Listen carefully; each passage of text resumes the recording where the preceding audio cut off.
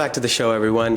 So today we are going to look at a company that basically had everything, had money, glamour, and a billionaire founder, right? But then it still ended up crashing into the ground.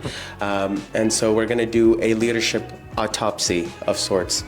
And so to help us with that, we have leadership expert Chris here. Thank you, Joshwin. Thank you for having me. And honestly, you said crash into the ground, which is a great way to start the dissection of this company, Kingfisher Airlines. Yes. It's one of my favorite stories to tell, just because it shows that, hey, it's not a bad product. It wasn't a bad idea. It was just that leadership failed. Yeah. Okay. All right. That definitely sounds interesting. So tell us, Chris, set the scene for us. Where did Kingfisher come from, and why was it really a big deal? So Kingfisher Airlines is actually an airline company, or was an airline company back in India, right? And so this man, Vijay Mallya, who's the founder of Kingfisher, had an empire, a literal empire of beer, right? Kingfisher beer.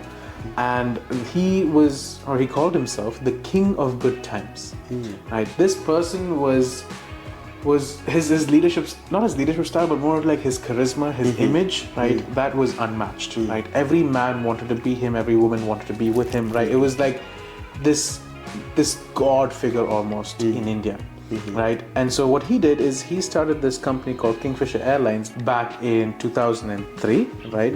And it was this idea of a luxury airline brand in India, right?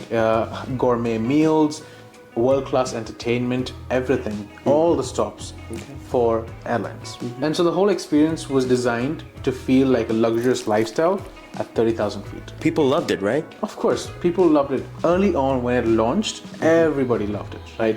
Because more than the brand or more than the airline itself, they were associating that Kingfisher Airlines brand with Vijay Mallya, right? So his iconic image became the face of the brand, right? But that's where the dichotomy happened. That's where there was a difference between what the brand looked like, right? What the image of Vijay Mallya showed, the charisma of Vijay Mallya showed, versus what actually happened in the company. Because there was the financial structure, the discipline, the leadership, all of that was failing at a company level.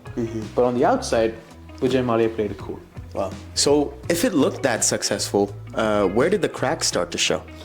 So honestly, the cracks started to show somewhere around 2007. Vijay Mallya's company, Kingfisher Airlines, what they did is they bought Air Deccan, right? And so Air Deccan was an extremely budget-friendly airline, sort of what Ryanair is today, for the people of India, right? And there's actually a movie about Air Deccan. It's called Surari Potra, and it's about the story of how they came to be. But nonetheless, why they bought it? It was a strategic move. It was to sort of bypass the rules that say you have to have 5 years under your belt before you can fly internationally. So it was all of this was a strategic move, right? But what is the problem? So the problem there was two, right? One, financially, that was an unsound decision to make. But also brand-wise, it now confused the audience on, wait, are you a luxurious brand? Or are you someone that gives cheap, easy flights? Right? And so being able to manage both the luxury of the brand versus the affordability of the brand is really what broke it down in terms of strategy. And so all three were true in the case of Vijay Mallya, right? So he himself was the destructive leader, right? He did things for his ego, right? He was this flamboyant personality that would buy cars, buy this, buy that, whatever it need be. Right. The susceptible followers, right, were his employees and the banks, right?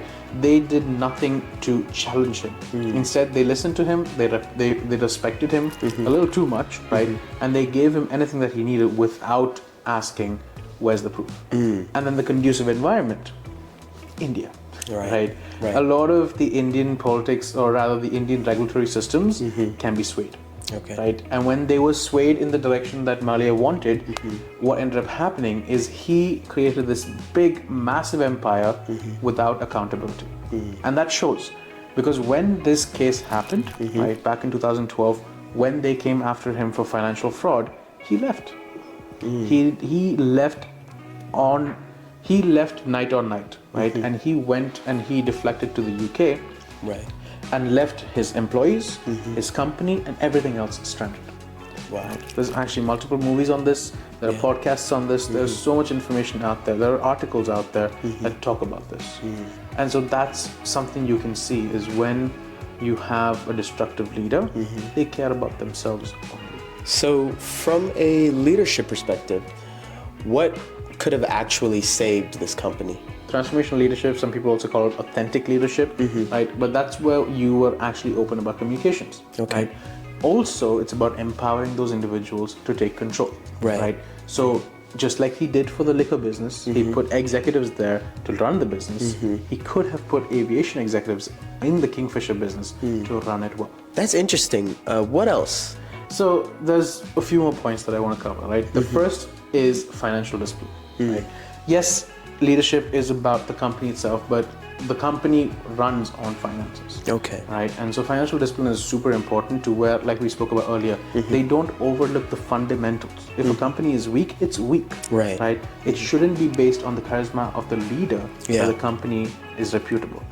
One way of thinking about it was also that acquiring of Air Deccan, right, to where there was no strategic plan to integrate the two airlines, right? And so when there was no strategic plan to integrate the two airlines, everything fell apart. Okay. Right. Another thing we want to look at is ownership, right? Ownership and treating employees as part of your company, right? Not as standalone objects. Yes. Right. And so both of them work hand in hand because, again, if he was in that much debt and he fled, right, what ended up happening is that employees were left in the dust, right? And so authentic leadership really does speak to each of these aspects. Transformation leadership speaks to these aspects to where the charismatic leader, right, is not narcissistic, but serves the purposes of the business itself. So, for our listeners, if they could take away just one thing today, what should it be? It's very hard for me to stop at one thing, but I'm going to try. I think the biggest lesson to learn is that charisma is great, but it only gets you so far. Right? Yes. An analogy is charisma can take you off, right? Can help you take the plane, but discipline is what keeps it in the air, and financial soundness, governance, those are things that help you land safely, right? And so it's not just about being a charismatic leader, right? But it's about empowering those around you to actually share in that vision and putting the company over yourself. Because that is what sets apart a charismatic leader and makes them a transformational leader. And at the end of the day, that is what leadership is about. It's about stewardship, not serving your own purposes. This was a great leadership autopsy on Kingfisher Airlines. And thank you, Chris, for breaking it down for us. Thank you for having me. And thank you all for watching. We'll see you next time.